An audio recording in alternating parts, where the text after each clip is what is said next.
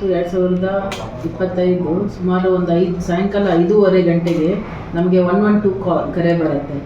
ಈ ಥರ ಒಬ್ಬರು ಮನೆಗೆ ನುಗ್ಗಿಬಿಟ್ಟು ಅವರ ಮಗಳನ್ನು ಎತ್ಕೊಂಡು ಒಂದು 5 ಜನ ಆರೋಪಿಗಳು ಅವರಿಗೆ ಮನೆಯವರಿಗೆ ಮಾರ್ಕಾಸ್ತ್ರದಿಂದ ಹೊಡೆದ್ಬಿಟ್ಟು ಮಗಳನ್ನು ಎತ್ಕೊಂಡು ಹೋಗಿದ್ದಾರೆ ಅಂತ ಬಲವಂತವಾಗಿ ಅಂತ.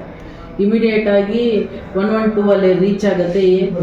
ಇಲ್ಲ ಮಗು ಬಂದುಬಿಟ್ಟು ಇದು ಹುಡುಗಿ ಬಂದುಬಿಟ್ಟು 19 ವಯಸ್ಸು ಹುಡುಗಿ. ಈ ಹಿಂದೆ ಒಂದು ಪರಿಚಯ ಮಾಡ್ಕೊಂಡ್ಬಿಟ್ಟು ಆ ಹುಡುಗಿ ಮನೆಗೆ ಹೆಣ್ಣು ಕೇಳಲಿಕ್ಕೆ ಬಂದಿದ್ರು.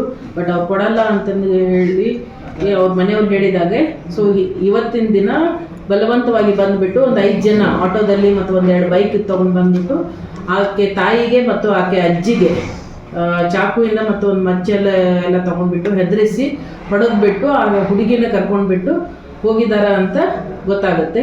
ಇಮಿಡಿಯೇಟಾಗಿ ನಮ್ಮ ಇನ್ಸ್ಪೆಕ್ಟರ್ ಸುಬ್ರಹ್ಮಣ್ಯಪುರನ್ನು ಕೂಡ ವಿಸಿಟ್ ಮಾಡಿ ಮತ್ತು ಟೆಕ್ನಿಕಲ್ ಮತ್ತು ಟ್ರೆಡಿಷ್ನಲ್ ವೇ ಆಫ್ ಇನ್ವೆಸ್ಟಿಗೇಷನ್ ಮಾಡಿಬಿಟ್ಟು ಹುಡುಗಿ ಕರೆದುಕೊಂಡು ಅಬ್ಡಕ್ಷನ್ ಆಗಿರೋ 12 ಗಂಟೆ ಒಳಗಡೆನೆ ನಾವು ಆ ಹುಡುಗಿನ ಪತ್ತೆ ಹಚ್ಚಿ ಅವರ ತಂದೆ ತಾಯಿಗೆ ಸುರಕ್ಷಿತವಾಗಿ ಒಪ್ಪಿಸುವಲ್ಲಿ ಯಶಸ್ವಿಯಾಗಿರುತ್ತಾರೆ ನಮ್ಮ ಸುಬ್ರಹ್ಮಣ್ಯ ಪೊಲೀಸರವರು.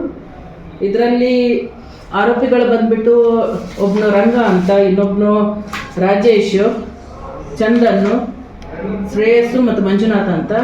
ಅದರಲ್ಲಿ ರಂಗ ಅನ್ನೋನ ಮೇಲೆ ಈ ಹಿಂದೆ ಬ್ಯಾಟರಾಯನಪುರ ಪೊಲೀಸ್ ಠಾಣೆಯಲ್ಲಿ ಕಳೆದ ವರ್ಷ 302 ಕೇಸು ಕೂಡ ರಿಜಿಸ್ಟರ್ ಆಗಿರುತ್ತೆ. ಅವನು ಇದೇ ವರ್ಷ ಮಾರ್ಚ್ ತಿಂಗಳಲ್ಲೇ ಆಚೆ ಬಂದಿರ್ತಾನೆ.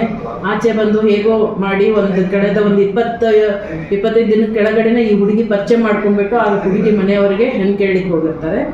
ಅದು ಅವನ ಜೊತೆ ರಾಜೇಶ್ ಅನ್ನೋನು ಕೂಡ ಆಟೋ ಚಾಲಕ, ಅವನು ಕೂಡ ಸಾಥ್ ಕೊಡ್ತಾನೆ. ಇನ್ನೊಬ್ಬನು ಚಂದನ್ ಅಲಿಯಾಸ್ ಗುಂಡ ಅಂತ, ಇವನ ಮೇಲೆ ನಮ್ಮಲ್ಲಿ ಆರೋಪಿಯಾಗಿರ್ತಾನೆ. ಅದೇ ರೀತಿ ಮಂಜುನಾಥ್, ಅವನು ಕೂಡ ಒಂದು 392 ಕೇಸಲ್ಲಿನೂ ಕೂಡ ಆರೋಪಿಯಾಗಿರ್ತಾನೆ. ಹೀಗೆ ಇವ್ರದ್ದು ಆರೋಪಿಗಳನ್ನೇ ಒಂದು ತಂಡ ಮಾಡಿಕೊಂಡು ಬಲವಂತವಾಗಿ ಆ ಹುಡುಗಿನ ಎತ್ಕೊಂಡು ಹೋಗಿದ್ದಕ್ಕೆ ಈ ಪ್ರಕರಣ ದಾಖಲಿಸಿಕೊಂಡು ಆದಷ್ಟು ಬೇಗನೆ ನಮ್ಮ ಪೊಲೀಸರು ಅವರು ಹೊಸೂರಲ್ಲಿ ಇರ್ತಾರೆ, ತಮಿಳುನಾಡಿಗೆ ಇನ್ನೂ ಆಚೆ ಹೋಗೋರು ಇದ್ದಾರೆ. ಹೊಸೂರಲ್ಲಿ ಹೋಗ್ಬಿಟ್ಟು ಆ ಹುಡುಗಿನ ಸುರಕ್ಷಿತವಾಗಿ ಮನೆಗೆ ಒಪ್ಪಿಸುವಲ್ಲಿ ಯಶಸ್ವಿಯಾಗಿರ್ತಾರೆ.